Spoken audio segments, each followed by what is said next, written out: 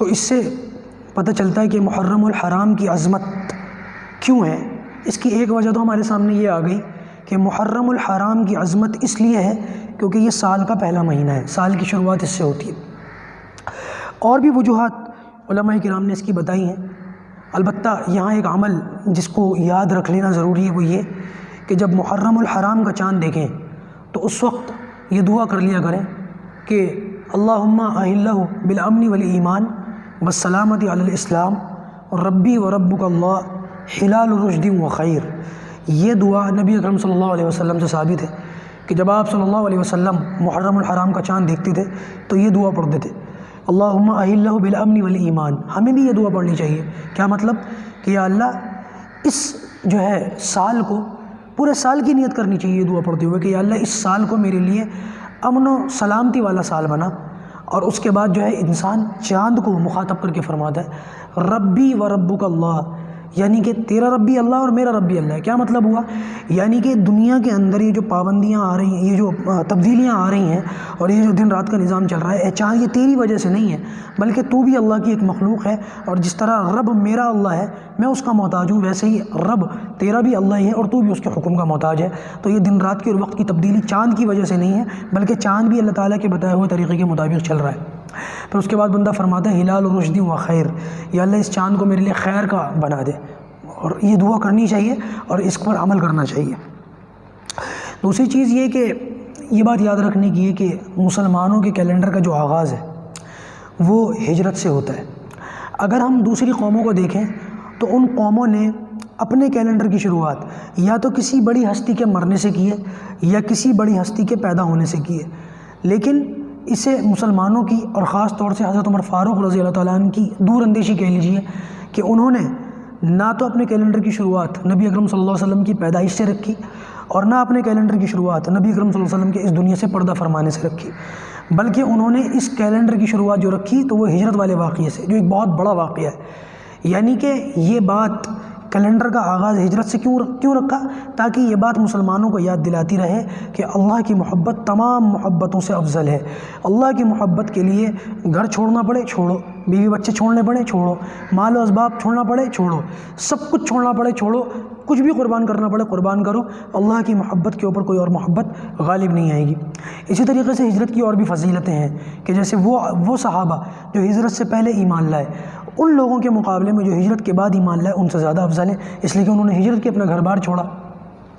تو لہذا یہ بھی ایک بڑی مصلحت ہے کہ اس کی کیلنڈر کی جو شروعات ہے وہ ہجرت سے ہوتی ہے۔ البتہ اس محرم الحرام کے اندر اس کی جو 10ویں تاریخ ہے اس کو عاشورہ کا دن کہا جاتا ہے، اور بہت ساری باتیں اس عاشورہ کے بارے میں ہمیں ملتی ہیں۔ مثال کے طور پر یہ باتیں ملتی ہیں کہ جس دن آدم علیہ السلام کا پتلا بنایا گیا تو وہ عاشورہ کا دن تھا، ان کو جب دنیا میں اتارا گیا تو وہ عاشورہ کا دن تھا۔ اسی طریقے سے یہ ملتا ہے کہ جب نوح علیہ السلام کی کشتی کنارے پر لگی تو وہ عاشورہ کا دن تھا، یونس علیہ السلام مچھلی کے پیٹ سے جب نکلے تو وہ عاشورہ کا دن تھا۔ اللہ تعالیٰ نے موسیٰ علیہ السلام اور ان کی قوم بنی اسرائیل کو فرعون کے غم اور اس کے غلامی سے جو نجات دلائی تو وہ بھی عاشورہ کا دن تھا، اور قیامت جب آئے گی تو وہ بھی عاشورہ کا دن ہوگا۔ لیکن یہ بات یاد رکھیں اس میں اکثر جو باتیں آتی ہیں اس کے تعلق سے جو روایت ہے وہ بہت زیادہ ضعیف ہے۔ البتہ دو ایک باتیں ہیں جو صحیح روایتوں سے ثابت ہیں۔ مثال کے طور پر عاشورہ کے تعلق سے 2-3 باتیں یاد رکھیں جو صحیح روایتوں سے ثابت ہیں۔ پہلی بات تو یہ کہ اس دن کا روزہ وہ اس لیے کہ جب نبی اکرم صلی اللہ علیہ وسلم نے ہجرت فرمائی اور آپ مکہ سے مدینہ گئے تو مکہ کے اندر تو یہودی نہیں تھے، جب آپ مدینہ پہنچے تو وہاں یہودی تھے۔ مدینہ کے اندر جب یہودیوں سے سامنا ہوا تو آپ صلی اللہ علیہ وسلم نے دیکھا کہ یہودی عاشورہ کے دن روزہ رکھتے ہیں، تو اللہ کے رسول صلی اللہ علیہ وسلم نے پھر ان سے پوچھا کہ تم اس دن روزہ کیوں رکھتے ہو؟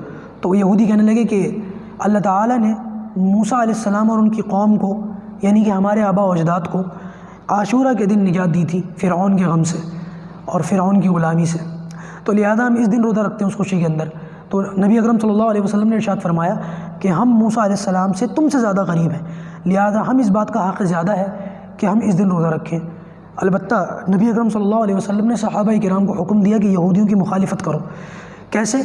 کہ یہ عاشورہ کا جو دن ہے اس کے ساتھ ایک روزہ ملا کر کے رکھو، یا تو 9 اور 10 کا روزہ رکھو یا 10 اور 11 کا روزہ رکھو۔ تو ہمیں بھی یہ چاہیے کہ ہم عاشورہ کے دن روزہ رکھا کریں تو ہم 9 یا 10 یا پھر 10 اور 11 کا روزہ رکھا کریں۔ اور نبی اکرم صلی اللہ علیہ وسلم سے یہ بات ملتی کہ آپ صلی اللہ علیہ وسلم نے اس بات کا اظہار فرمایا، آپ نے فرمایا کہ اگلے سال میں اس کا 2 دن کا روزہ رکھوں گا۔ البتہ محدثین فرماتے ہیں، علماء کرام فرماتے ہیں کہ اس کی نوبت نہیں آئی، اس کا موقع نہیں آیا، اس سے پہلے ہی آپ صلی اللہ علیہ وسلم اس دار فانی سے پردہ فرما گئے۔ بہرحال ہمیں بھی یہ چاہیے کہ ہم ان 2 دنوں میں روزہ رکھا کریں، اور ان 2 دنوں میں روزہ رکھنے کی اور بھی کچھ روایتیں مل جاتی ہیں۔ بہرحال ایک دوسری وجہ جو بتائی جاتی ہے کہ عاشورہ کا دن ہوگا جب قیامت قائم ہوگی، تو بہرحال یہ بھی ایک روایت ہے، اس لیے اللہ سے پناہ بھی مانگنی چاہیے کہ اللہ پاک اتنا بڑا جو معاملہ ہوگا وہ اللہ تعالیٰ کی قدرت ہے۔ ایک چیز اور کہ جو روایتوں کے اندر ملتا ہے وہ یہ ملتا ہے کہ اس دن جو ہے کچھ اپنے دسترخوان میں وسعت کر لینی چاہیے، کچھ کھانا پینا بڑھا لینا چاہیے۔ آپ صلی اللہ علیہ وسلم کے بارے میں ایک روایت ملتی ہے کہ اللہ کے رسول صلی اللہ علیہ وسلم نے ارشاد فرمایا کہ جو شخص عاشورہ کے دن اپنے دسترخوان کو وسیع کر لیتا ہے، اللہ تعالیٰ پورے سال کے لیے اس کے دسترخوان کو وسیع فرما دیتے، وسعت اور کشادگی دے دیتے۔ بہرحال سند کے اعتبار سے اس روایت میں شاید کچھ کلام ہو، علماء نے کلام فرمایا ہے، البتہ عمل کر لینا چاہیے۔ اب دونوں باتوں پہ عمل کیسے ہو؟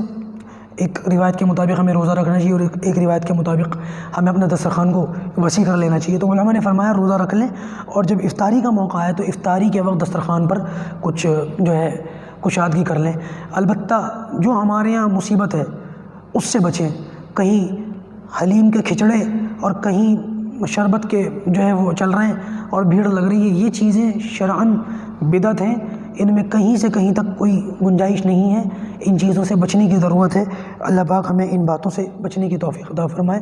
ہمیں یہ چاہیے کہ صرف کچھ اپنا روزہ رکھا کریں، اور اس بات کا بھی خیال رکھیں کہ ہم نبی اکرم صلی اللہ علیہ وسلم سے اور آپ کے اہل بیت سے محبت کرتے ہیں، ہر ایک کا دعویٰ ہے الحمدللہ ثم الحمدللہ محبت کرتے ہیں، تو ظاہر سی بات ہے جب ہم محبت کرتے ہیں تو ہمیں مشابہت اختیار کرنی چاہیے۔ اور ہم سب یہ بات جانتے ہیں کہ کربلا کے میدان میں حضرت حسین رضی اللہ تعالیٰ عنہ اپنے اہل و عیال کے ساتھ، اہل بیت کے ساتھ، اس دن بھوک اور پیاس سے 9 اور 10 تاریخ کو، کیونکہ یزیدیوں نے آپ کے اوپر پانی وغیرہ بھی بند کر دیا تھا، پانی بھی پینے کی اجازت نہیں تھی، ساز و سامان بھی نہیں تھا، تو لہٰذا روزے کی حالت میں یا بھوک پیاس کی حالت میں وہ اس دنیا سے گئے۔ تو ہمیں بھی یہ چاہیے کہ کم سے کم ان سے مشابہت اختیار کیا کریں، اور اس دن جو ہے روزہ رکھ لیا کریں تاکہ ان سے مشابہت ہو جائے، اور بعد میں افطاری کے موقع پر دسترخوان کشادہ کر لیا کریں تاکہ اس حدیث پر بھی عمل ہو جائے۔ اللہ پاک عمل کی توفیق عطا فرمائے۔